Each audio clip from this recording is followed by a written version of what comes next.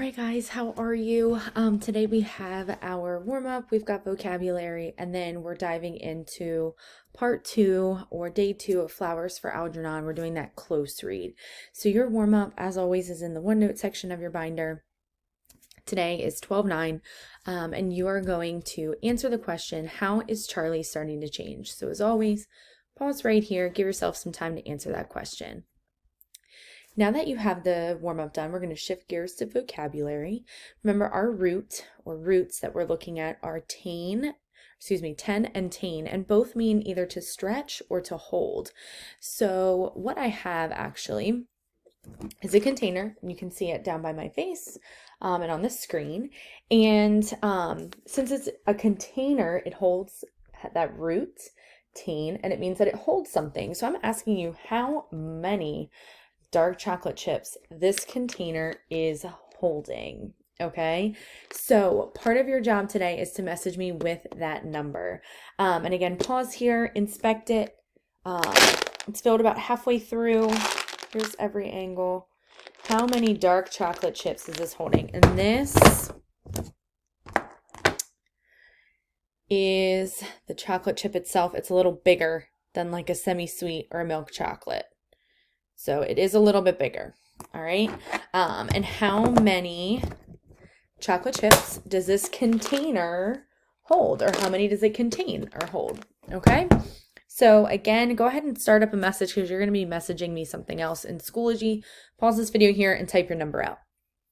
All right, now we're going to move into our close read. In Schoology, you are going to go under the shared folder between yesterday and today.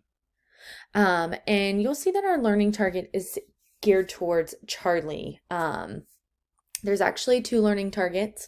We're going to be analyzing how Charlie's participation, excuse me, guys, in the experiment propels the action of the story. And when you hear that word propel, it makes me think of a propeller on a boat.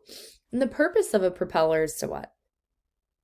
The purpose of the propeller is to keep that boat moving forward. So how does Charlie's participation in that experiment propel or push the action of the story? How does it keep that story moving forward? If he had said no, it probably would have stopped. So how, again, does his participation in that experiment push that story forward? And then we're also going to analyze Charlie's actions and what they reveal about his character. So through a couple discussion questions that you're going to actually message your answers to me, you're going to be explaining why Charlie participated in the experiment. You're going to be explaining the effect that his participation had on that story and that action, pushing it forward. You're going to be describing Charlie's character, which we did a little bit yesterday. And then you're going to be explaining how the actions that he has in part 2 reveal certain aspects of his character, because again, he is starting to change. So this video is located down here. Remember, you're not submitting anything in an assignment. You're actually going to be messaging me these answers. So we're going to move into OneNote. Remember, in OneNote, you have your reading section, and your reading section has day 2 flowers, or flowers day 2. And you're actually going to click on that particular assignment. All right, so remember, once you're in, you're going to click on the caret next to your name, the reading section, and flowers day 2. So yesterday we took some notes, and you received points for notes that you took on the questions that you had and any new vocabulary. As a class, we went through and we tried to answer some of those questions, and we annotated both March 28th and 29th together. So after reading, we now know that when it says to pull a Charlie Gordon, or what are you trying to be, Charlie, that this is actually an insult. Prior to the operation, Charlie was thinking that it was something funny, and he thought he was, laughing with his friends, when really his friends were laughing at him. So now that he is starting to improve, and his intelligence is going up, he's realizing that this is actually an insult. So After we answered that question, because remember the goal of a close read is to answer any questions that we have, we went through and we analyzed, again, March 28th and 29th. So if I were you, I would copy down these annotations that I have, and I'm going to walk you through our thought process. So paragraph 36 says, Dr. Strauss came to my room tonight to see why I didn't come in like I was supposed to. I told him I don't like to race with Algernon anymore. He said I don't have time to for a while, but I should come in. He had a present for me, only it wasn't a present, but just for Lent. I thought it was a little television, but it wasn't. He said I got to turn it on when I go to sleep. I said, you're kidding. Why should I turn it on when I'm going to sleep? Who ever heard of a thing like that? But he said if I want to get smart, I got to do what he says. I told him I think I was going to get smart, or I didn't think I was going to get smart, and he put his hand on my shoulder and said, Charlie, you don't know it yet, but you're getting smart all the time. So after reading yesterday, we knew as a class that Charlie is in fact proving, and even though he can't necessarily recognize it, Dr. Strauss is saying that it's happening. We as the audience know that it's happening because things are starting to be spelled correctly, as we had said yesterday.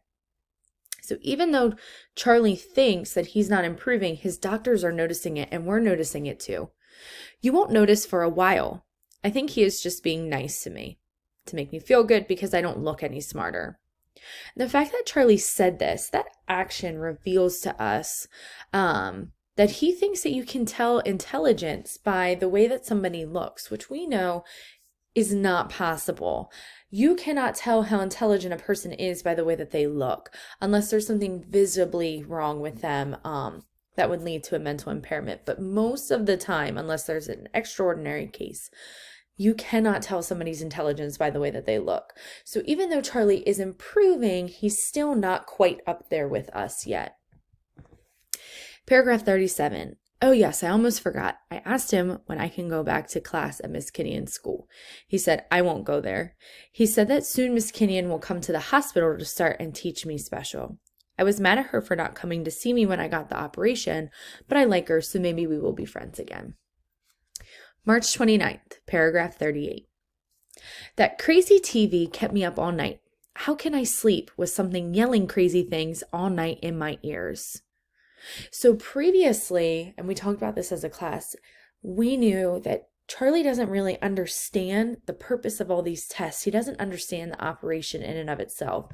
And here's another indication that he's still having trouble with understanding why the doctors are doing what they're doing. We know that the brain works even while he sleeps, okay? But Charlie doesn't understand that. Remember, our point of view is very different from his because we are intelligent and he's not as intelligent as us. So again, even though he's improving, he's still not at our level. So Charlie doesn't understand that that TV is supposed to teach him while he sleeps. And the fact that he said that, that action is revealing this about his perception, about him as a character.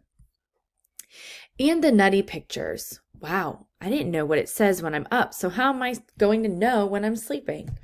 Dr. Strauss says it's okay. He says my brains are learning when I sleep, and that will help me when Miss Kinnean starts my lessons in the hospital. Only I found out it isn't a hospital, it's a laboratory. I think it's all crazy. If you can get smart when you're sleeping, why do people go to school? That thing I don't know, it will work. I used to watch The Late Show and The Late Late Show on TV all the time, and it never made me smart. Maybe you have to sleep while you watch it. So he's trying to make sense of the situation, and it shows that he's determined to try to make it make sense, but he does not truly understand still some of the aspects of that operation. So your job today is to not only message me with the number of chocolate chips you think is in the container, but to close read the rest of this, answering your questions. Now, we used a different color ink, so that way we could see the difference between our first read and our close read. So you're going to answer any questions that you have. You're going to define any of those concept vocabulary words or words that you identified as new vocabulary.